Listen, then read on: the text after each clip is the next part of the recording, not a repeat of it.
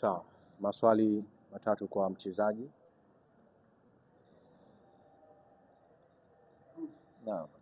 Salama kabisa. Kama mshambuliaji wa kati unasikiaje unapokuwa uwanjani unakosa nafasi ambayo inaonekana kuwa ni wazi na unajiambia nini na unajipangaje kuelekea kwenye mchezo wa kesho?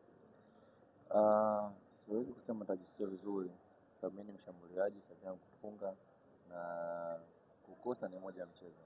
Mpira ni mchezo wa makosa. Kwa haimaanishi kukosa kwangu labda ndio itanitoa mchezoni, kwa ni moja ya mchezo. Swali la pili kwa mchezaji. Safi. Nataka nifahamu kwa muda wa mchezo wako namna gani unapanga kutoka katika mchezo.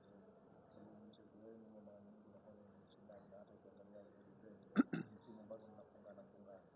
Nini mmejiandaa kwa mchezo huo ukilinganisha hapo nyuma kufanya vizuri? Kama nilivyosema, sisi wachezaji na benchi la ufundi alhamdulillah tunajiandaa vizuri katika mchezo wa Simba, kwa tuko very positive. Sawa, swali la tatu kwa mchezaji. Saduni ni mchezo mkubwa dhidi ya Simba Sports Club. Nafahamu kwamba wachezaji wote mnafahamu hili, lakini kuna wale ambao wameingia ndani ya kikosi kuelekea mchezo huu, inawezekana ikawa ni mara yao ya kwanza wanacheza dhidi ya Simba. Nyinyi kama wachezaji mnazungumza nini kwa pamoja kuelekea mchezo huu? Tunaongea vitu vingi na tunaongea vitu vingi, tunahamasishana sababu ni mchezo mkubwa, sema ni timu kubwa na tunaheshimu. Kwa ni vitu vingi sana tunaongea na tupo ready kwa ajili ya mchezo. Ni mchezo ambao mnacheza ugenini, lakini ni mchezo unacheza katika mji ambao nyinyi mnatokea. Labda neno lolote kwa mashabiki wa Azam FC kuelekea mchezo wa kesho?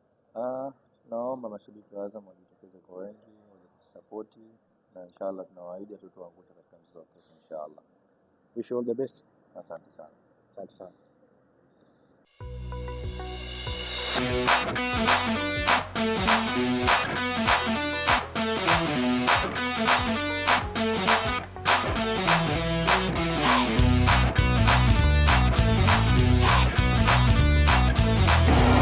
Ilikuwa ni 4-1. Kibu Dennis Prosper nyota Mzizi akaikuta akaiweka pabaya.